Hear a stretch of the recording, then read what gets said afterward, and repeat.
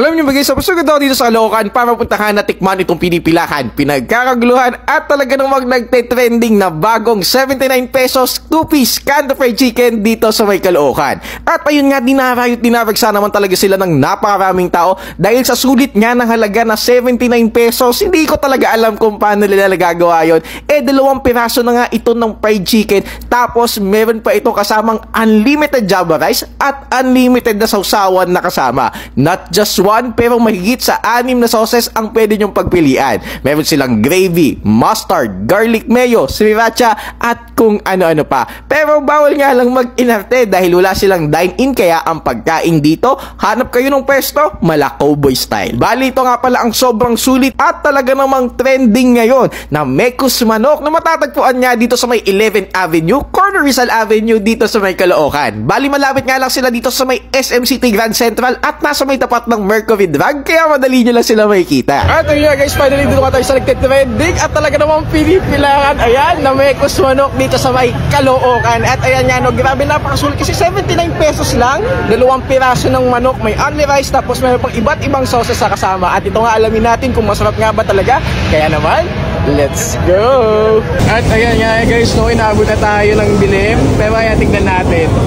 Ayan, kaya pa din kahaba yung pila. Kasama pa natin si Lois. Ayan, shoutout. Hello. Kahaba ng pila. Ito mga amigo, syempre susubukan na natin to. Panalo.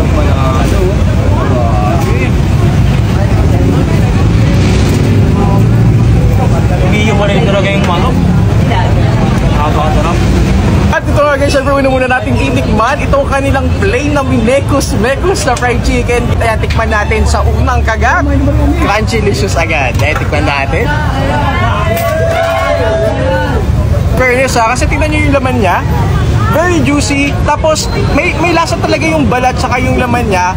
Well, actually, apparently kanina nga no, nakita ko mula sa dried ingredients, wet ingredients, iba't ibang spices yung ginamit nila. Kaya for only 79 pesos, para sa akin, sulit na sulit.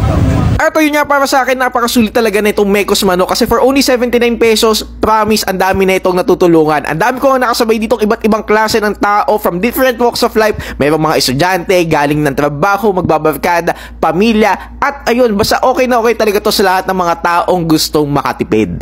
At ito, pag-usapan naman natin yung lasa. Para sa akin, mas nagustuhan ko yung manok itself kesa dun sa sauces. Para sa akin, yung manok, it can stand on its own. At makita ko nga kung paano nila ito ginagawa. Una ay kinukoat nga nila yung manok sa kanilang dried ingredients na nilagyan daw nila ng iba't ibang secret spices. Sunod naman ay nilagay nila ito sa kanilang wet butter mixture na kung saan ay pinaghalong itlog, cornstarch, tapos meron pa daw gatas, yung wet butter nila. When it comes to their flavors, para sa akin, make or break ito. Kasi yung ibang sauces nila dito medyo matabang para sa aking panlasa. Yung iba naman, saktuhan lang. There is room for improvement at given naman kasi talagang bago pa lamang sila. Pero sa halagang 79 pesos, panalo na talaga to. Quality yung manok, bagong luto, juicy, crunchy, hindi dry. Tapos may only rice pa. O diba? San ka pa? Yun lang, finish na.